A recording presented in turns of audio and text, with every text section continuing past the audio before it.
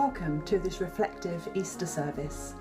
Thank you for joining Trowbridge Citadel as we journey towards the cross of Jesus this Easter time. As we share this service together, we're going to be looking at the beautiful hymn, When Jesus Looked All Galilee, written by Salvation Army officer Catherine Baird. But we're also going to be using additional verses written by Commissioner Keith Banks. As we look at the verses of the song, we will also share scripture and a brief thought. At the end of our service, I invite you to reflect on some very personal questions, and I pray that you will be inspired, challenged and blessed as you think about what the cross of Jesus means to you. So thank you for joining us.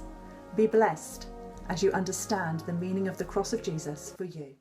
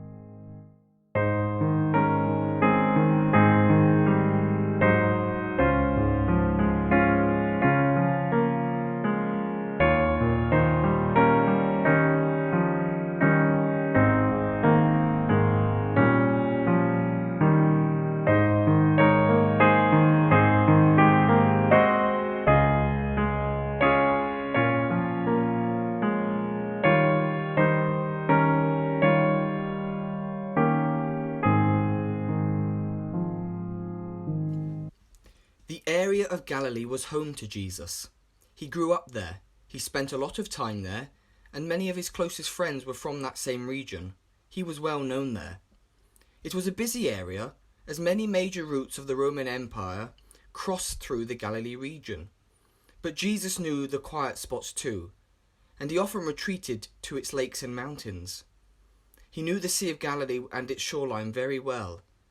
Was it there that he became even more aware of his mission? Did he see the Calvary Road shimmer across the lake? Did he see a cross reflected there?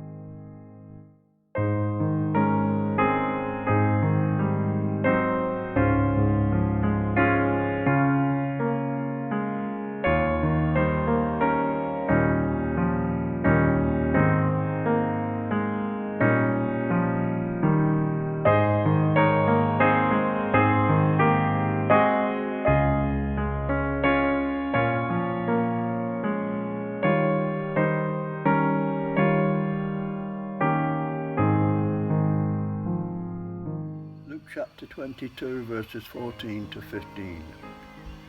When the hour came, Jesus and his apostles reclined at the table, and he said to them, I have eagerly desired to eat this Passover with you before I suffer. John chapter 13, verses 3 to 5. Jesus knew that his Father had put all things under his power, and that he had come from God and was returning to God. So he got up from the meal, took off his outer clothing, and wrapped a towel around his waist. After that, he poured water into a basin and began to wash his disciples' feet, drying them with the towel that was wrapped around him. Luke says that Jesus was eager to share this sacred meal with his friends. It was clearly important to him, rich in meaning, and with so much relevant symbolism. Did the friends with whom he ate and drank grasp that deeper significance of this meal, this moment in time? Did they realise how close the cross really was? It had got right to the point of the meal being served, but no one, it seems, wanted to wash the feet that were dirty with the dust and the donkey dung of the day, even if they were close friends. But Jesus did it. Did they realise that such humility would be seen in the cross in but a few days' time?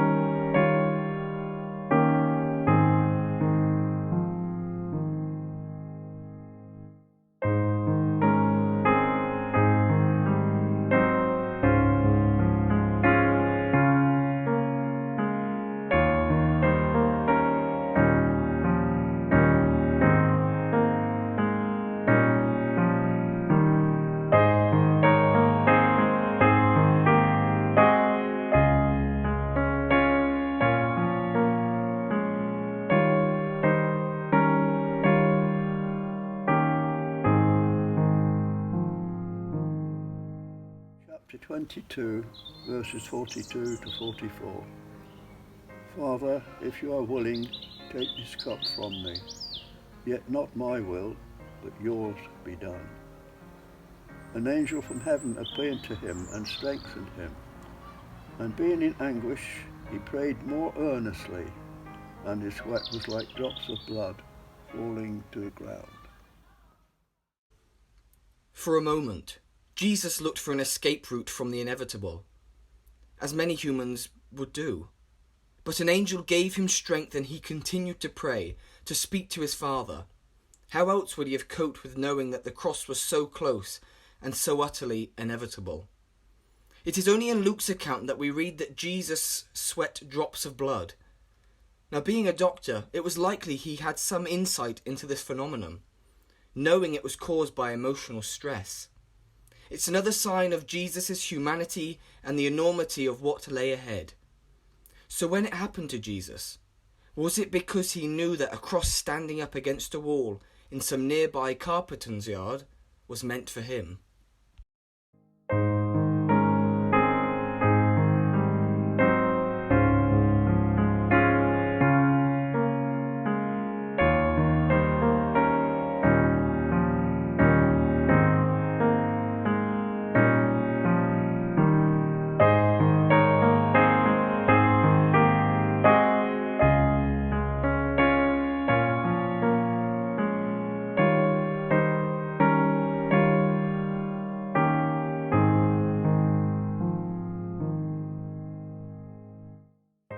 Luke 23, verse 33.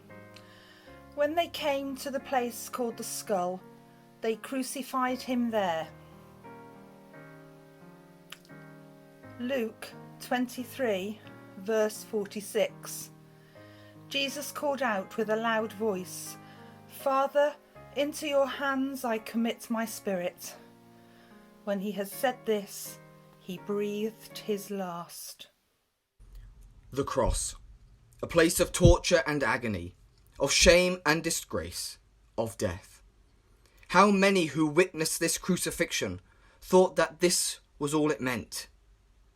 Jesus knew he had to give himself to the Father, and in doing so, yes, he died a painful, horrific death, but he did so knowing that his cross was no ordinary cross, for by his death on this cross, He unleashed a power that the world has never known before or since. I now invite you to consider these questions in a time of personal reflection. What does the cross really mean to you? Is it near or far? Do you think of it often, or do you try to put it from your mind? Is it a place of darkness and fear, or is it a place of light and peace?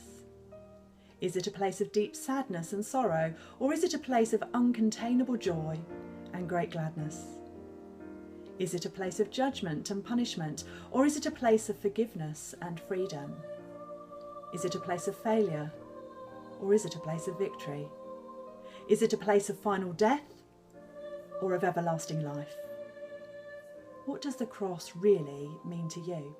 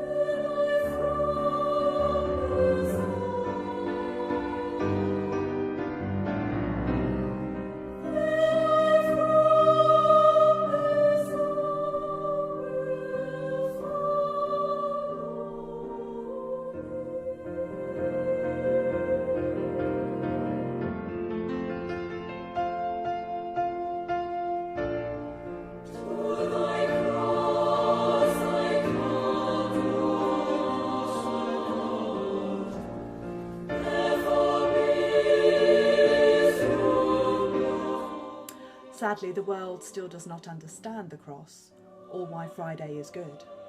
But we know the truth, that God so loved the world that he sent his only Son, that whoever believes in him would not perish, but would have everlasting life. The cross then is God's gift to us. It is a place of love and grace. The cross made Friday good, but Sunday is coming, and that is something even greater. But without the cross of Friday, the resurrection of Sunday would not be possible. The cross is central to our faith. We cannot live without it. Therefore, it should be ever near to us, and we should think of it often. We should love and cherish the cross, for it is a place of light and peace, a place of love and joy, a place of forgiveness and freedom, a place of victory, a place which makes everlasting life possible for all who will believe.